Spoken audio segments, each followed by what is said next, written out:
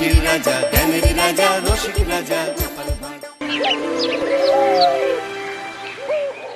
কি আজকে এত বেলা হতে চললো, কিন্তু সবাই এখনো পর্যন্ত এলো না। এই সব হলো কুঁড়েমির লক্ষণ মহারাজ।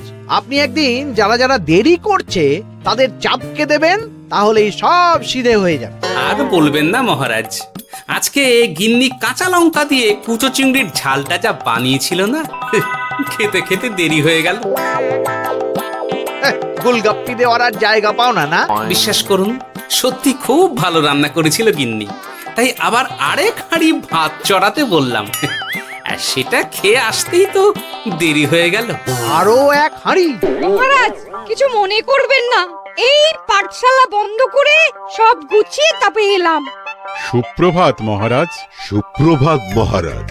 প্রভাত আজকে আর শুনেই, তোমরা সবাই এত কুঁড়ে হয়ে গেছো যে কি বলবো।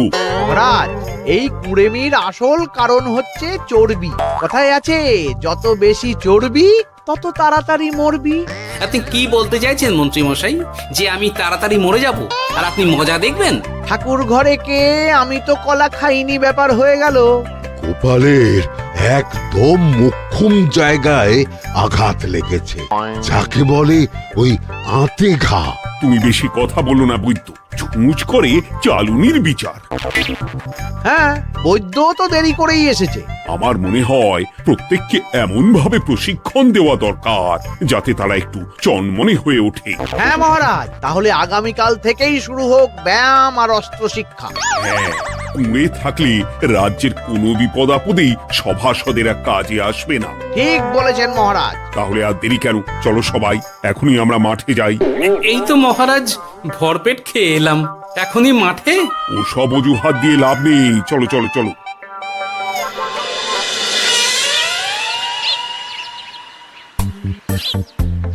এবার সবাই সারিবদ্ধভাবে দাঁড়িয়ে পড়ো।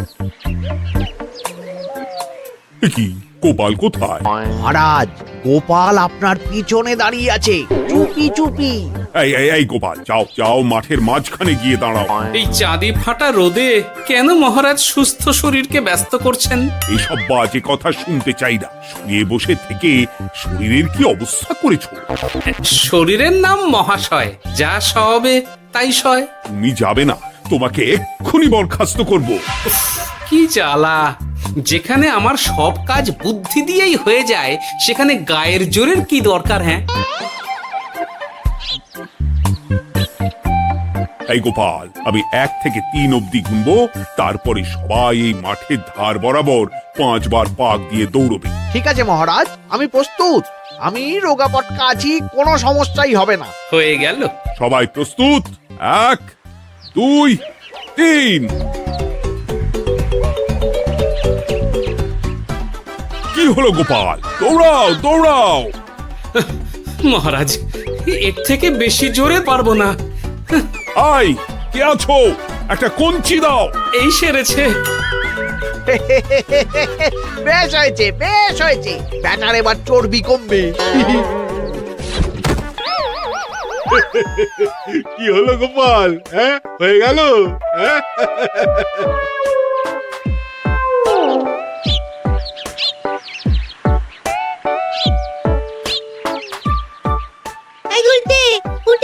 আমাদের দাদু উল্টে গেছে।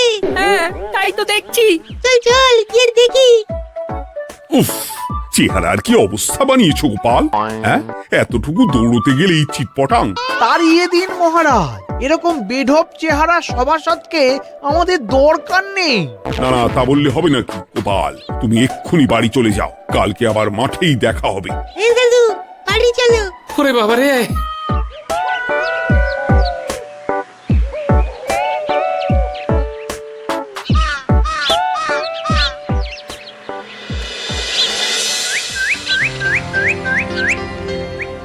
আরে ধুর ছাতার মাথা, তখন থেকে জল খেয়েই চলেছ। কি হয়েছে সেটা বলবে তো? শরীর চর্চা হয়েছে, শক্তি খরচা হয়েছে, আর পারছি না। উফ, বাপরে বাপ, কি পায়ে ব্যথা! এই জন্যেই আমি বলি বাপু, একটু বপুটাও নড়াও, কিন্তু কার কথা কে শোনে? ওরে বাবা, অকারণে সুস্থ শরীর ব্যস্ত করবো কেন বলো তো? বেশি নড়াচড়া করলেই আয়ু কমে যায়। তোমার এই বাজে কথা কোন শাস্ত্রে লেখা আছে শুনি? শাস্ত্রে কেন যাব, বাস্তবে জলজ্যান্ত উদাহরণ আছে। আমি মানতে পারছি না। হুম, মানতে পারছি না বললে তো হবে না, তোমাকে মানতেই হবে। বেশ, প্রমাণ করো। আমি যদি তোমাকে প্রমাণ করে দিতে পারি, তাহলে আজ থেকে বাড়ির বাজার দোকান করার দায়িত্বটাও তোমাকেই নিতে হবে। দিদা তুমি তো ফেঁসে যাবে, দাদুর সঙ্গে বাজি লড়বে না। এই বাদ দে তো, তোর দাদু আগে প্রমাণ করুক যে বেশি নড়াচড়া করলে বয়স কমে। হ্যাঁ তাহলে বাজি? হ্যাঁ বাজি। আচ্ছা ঠিক আছে, বেশ। তুমি তুমি একটা পশুর নাম বলো তো, যারা খুব তাড়াতাড়ি দৌড়য়। ঘোড়া, হরিণ, চিতাবাঘ আরো আছে। আচ্ছা, এবার সবচেয়ে আস্তে আস্তে কোন পশু চলে, এরকম একটা পশুর উদাহরণ দাও। কেন কচ্ছপ? এই তো পেয়ে গেছে উত্তর। এবার তুমি বলো তো, কচ্ছপ কত বছর বাঁচে, আর ঘোড়া, হরিণ, চিতাবাঘ এরা কত বছর বাঁচে? চিতাবাঘ, ঘোড়া কেউই 30 বছরের বেশি বাঁচে না, কিন্তু কচ্ছপ 300 বছরও বেঁচে থাকে। হেরেছে, হেরেছে, আমার বউ হেরেছে। উফ, জীবনের কত বড় চাপ নেমে গেল। হ্যাঁ, এই তুমি আমাকে এভাবে হারালে? তখনই বললাম দাদুর সঙ্গে বাজি লড়তে যেও না। নাও এবার খেলা সামলাও।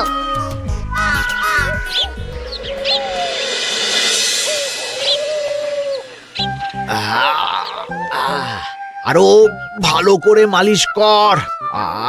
আজকে ছোটাছুটি করে পা দুটো বেশ ব্যথা ব্যথা করছে। কালকে তো আবার অন্য পরীক্ষা। আরে আমার হালকা চেহারা আছে, সব সামলে নেব। কালকে তো অস্ত্র চালনা হবে, কালকে আমি কাঁপিয়ে দেব। কাঁপাতে তো হবেই মন্ত্রী মশাই। আমরা আপনার শরীরে এমন ঘষা মাজা করে দেব না, মনে হবে আপনি না একটা জলযন্ত্র অস্ত্র চালনা করতে যাচ্ছে।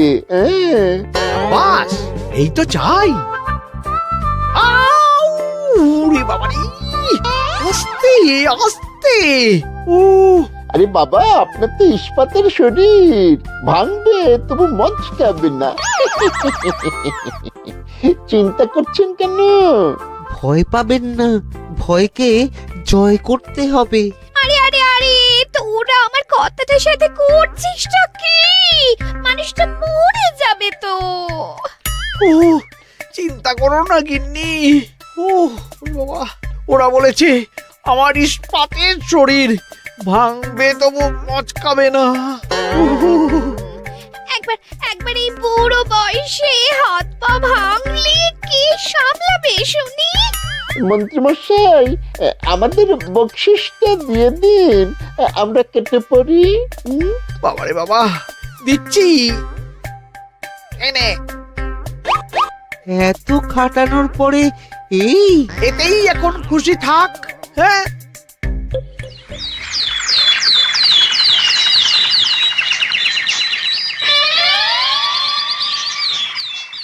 এবার তোমাদের সকলকে অস্ত্র শিক্ষা দেওয়া হবে। উফ, রোজ রোজ কি জ্বালাতনে পড়েছি, বাপরে বাপ।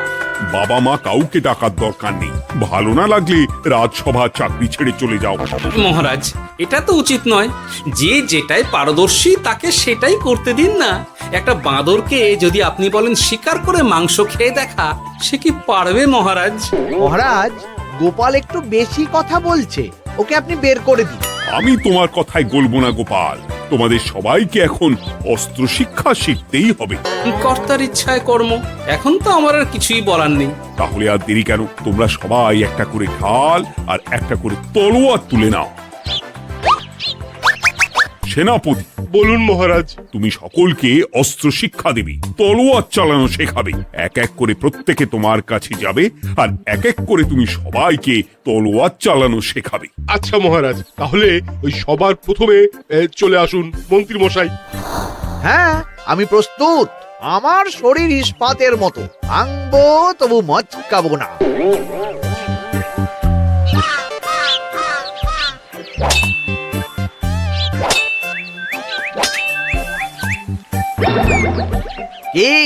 কেমন দিলাম? অত সহজ নয় সেনাপতি। আমি মন্ত্রী এমনি এমনি হইনি, আগে অস্ত্র শিক্ষা শিখে তবে মন্ত্রী হয়েছি। এটা কি হলো? হ্যাঁ, আপনি অস্ত্র শিক্ষায় পারদর্শী, কিন্তু আরো বিচক্ষণ হতে হবে। কারণ আজকে এই পাগড়ির জায়গায় আমি যদি তলোয়ার আপনার গলার দিকে চালাতাম, তাহলে কিন্তু আপনার এই ভবলীলা এখানেই সাঙ্গ হয়ে যেত। ঠিক আছে ঠিক আছে, মনে রাখবো। এবার বাকিদের তো ডাকো। হ্যাঁ, এরপরে তলোয়ার চালানো শিখতে আসবে গোপাল। গোপাল দাদু, গোপাল দাদু। বাবা বাবা বাবা, গোপাল তুমি আবার দলবল নিয়ে এসেছো। দেখি তোমার কত দম। গোপাল, তুমি প্রস্তুত হও। হ্যাঁ হ্যাঁ, আমি প্রস্তুত। ওরে বাবারে, এ তো ভয়ানক চাপের কাজ, আমাকে বেশ বেগ পেতে হচ্ছে। সামলাও গোপাল।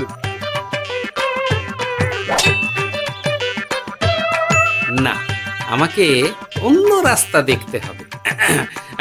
সেনাপতি, মহারাজের দিব্যি, তুমি আমার দিকে তলোয়ার ঢাল বাড়াবে না। এই এই, এটা কি হলো? সত্যি তো, এটা কি হলো? গেল গেল গেল গেল গেল গেল গেল, দুটিটা খুলে গেল গো। দেব নাকি এবার কুচ করে কেটে? জিতে গেছি, জিতে গেছি। এটা কি হলো? শত্রুপক্ষ কখনো কারো দিব্যি শুনবে না। আর সেনাপতি, তুমি কি ওখানে দাঁড়িয়ে দাঁড়িয়ে মজা দেখছো? আমি কি করব মহারাজ, গোপাল যে আপনার দিব্যি দিয়ে দিল। গোপাল বেটা খুব চালাক। তাহলে এখন উপায়? ওসব গোপাল তোমাকে বোকা বানাবার জন্য করেছে। তুমি ধুতি ঠিক করে আবার লড়াই চালিয়ে যাও। যথাজ্ঞা মহারাজ।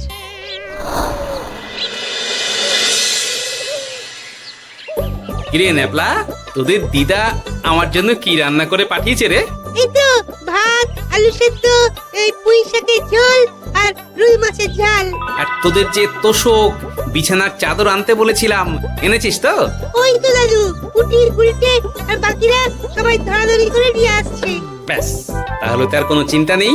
খেয়ে একটা জব্বর ঘুম দেব, কারণ এখানে যা রঙ্গ দেখছি তাতে বিকেল হয়ে যাবে। তলোয়ার শিক্ষা আজকের মতন এটুকুই থাক। এবার শুরু হবে বল্লম শিক্ষা। সবাই আবার আগের মতন সারিবদ্ধভাবে দাঁড়িয়ে পড়ো। আহ, তোদের দিদা পুঁই শাকটা কিন্তু বেশ জব্বর বানিয়েছে। তোদের দিদার হাতের রান্নার কোনো তুলনাই নেই। আহা, কি স্বাদ! এ কি, গোপাল আবার কোথায় গেল? এই তো মহারাজ, আমি এখানে ওই পুঁইয়ের ঝোল আর রুইয়ের ছাল দিয়ে ভাত খাচ্ছি। এসব কি মাঠের মধ্যে খাওয়া? আরে শরীরটাকে তো রাখতে হবে। তাড়াতাড়ি খেয়ে এইদিকে এসো। আসছি আসছি আসছি। এবার আমি তোমাদের দেখাবো কিভাবে বল্লম নিয়ে তেড়ে যেতে হয়। দেখান মহারাজ।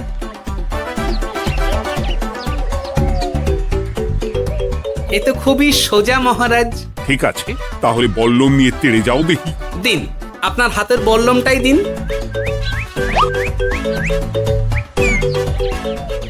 আরে আরে, গোপাল তো মাঠ থেকেই চলে গেল। আমি ডেকে আনছি মহারাজ। আরে আরে, ও গোপাল, গোপাল, মহারাজ ডাকছেন, থামো থামো। মহারাজ বলেছেন বল্লম নিয়ে তেড়ে যেতে, তেড়ে গিয়ে আবার ফিরে আসতে তো উনি বলেননি। আরে, এ তো মহা মুশকিল। উনি এক্ষুনি তোমাকে মাঠে ফিরতে বললেন। সেটা আপনাকে বলতে পারে সেনাপতি, আমাকে তো বলেনি। আমি চললাম।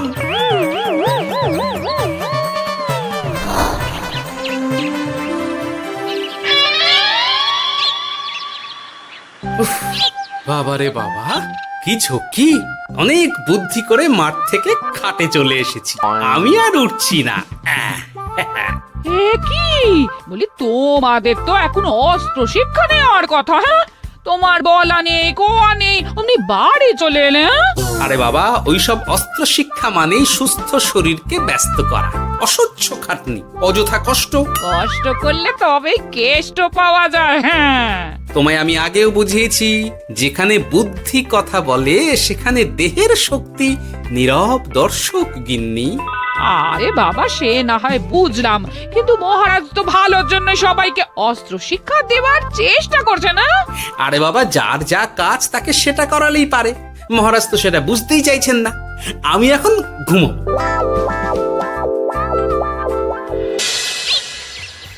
দরজা খোলো গোপাল, দরজা খোলো। গোপাল, গোপাল দরজা খোলো বলছি। ব্যাস হয়ে গেল। একটু শান্তিতে ঘুমাবো তার জো নেই। দরজা খোলো গোপাল। বলুন মহারাজ। তুমি কি পেয়েছোটা কি গোপাল? রাজসভায় দেরি করে আসবে, তারপর অস্ত্র শিক্ষার সময় ফাঁকিবাজি দেবে, এভাবে তো আর তোমাকে মনে হচ্ছে রাজসভায় রাখা যাবে না। মহারাজ, গোপাল তো মুখের কথার লোক নয়, ওকে তাড়িয়ে দিই। কেন মহারাজ? আমি কি এমন মহাপাপ করেছি যে আমাকে তাড়িয়ে দেবেন?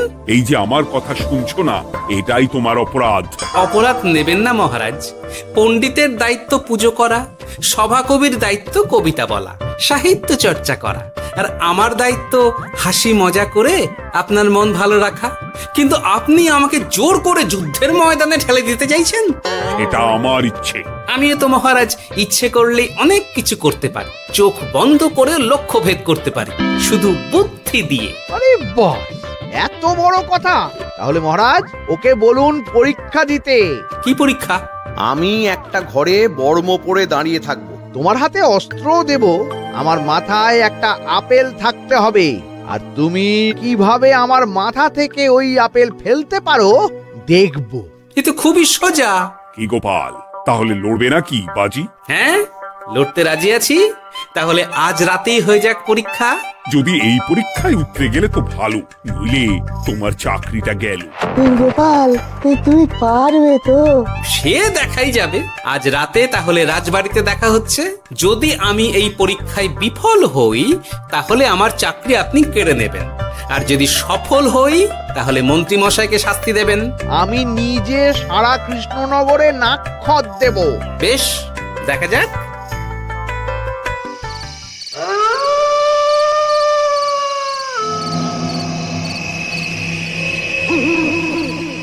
কি মন্ত্রীমশাই, ব্যবস্থা সব ঠিকঠাক হয়েছে তো?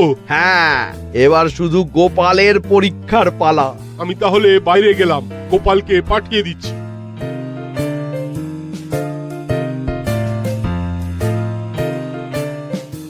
এবার যাও গোপাল, ঘরের ভিতরে যাও, দেখি তুমি কি করে মন্ত্রীর মাথা থেকে আপেল ফেলতে পারো। আপনি তো শুধু আমার চোখ ঢেকেছেন, আমার নাক মুখ কানও ঢেকে দিন, যাতে ঘ্রাণেন্দ্রিয় শ্রবণেন্দ্রিয়েরও সাহায্য না নিতে পারি। বেশ, তাহলে তাই হোক। আয়, কে আছো? গোপালের মুখ নাক আর কান ঢাকো। যথা আজ্ঞা মহারাজ। একটু একটু মোটা কাপড় দিয়ে নাক মুখ ঢাকো, হ্যাঁ, যাতে সেভাবে আপেলের গন্ধ না পাই। বেশ বেশ।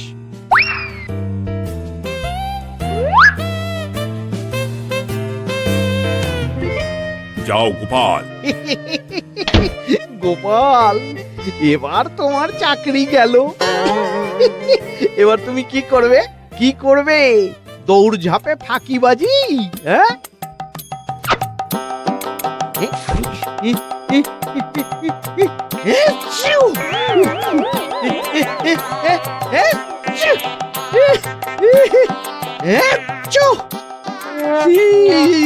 গেল গেল গেল গেল গেল, আপেল পড়ে গেল। আপেল পড়ে গেল? মহারাজ, এর মধ্যেই গোপাল আপেল ফেলে দিয়েছে। ঘরের ভেতরে চলো।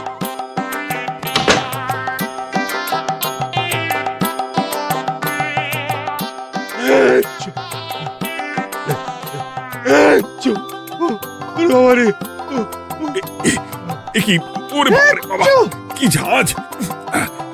ওরে বাবারে বাবা। কি মহারাজ, দেখলেন তো গোপালের চমক? অস্ত্র ছাড়াই আপেল ফেলে দিলাম। কি, এটা তো তুমি নীতি বিরুদ্ধ কাজ করেছো। সারা ঘরে নস্যি ছড়িয়ে দিয়েছো। মহারাজ, হাঁটতে গিয়ে আপেল পড়ে গেছে। এবার সারা কৃষ্ণনগরে নাক্ষত দিতে হবে।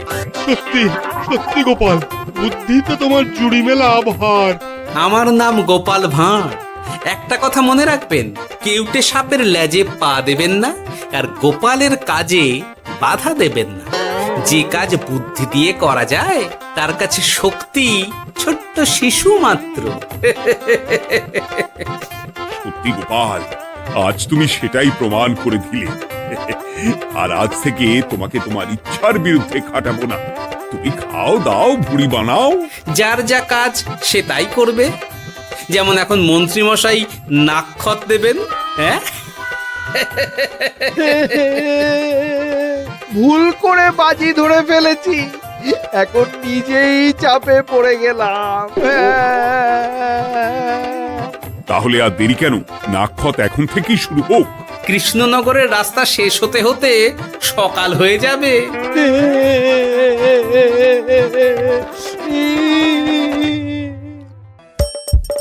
হাসির রাজা, জ্ঞানের রাজা, রসিক রাজা।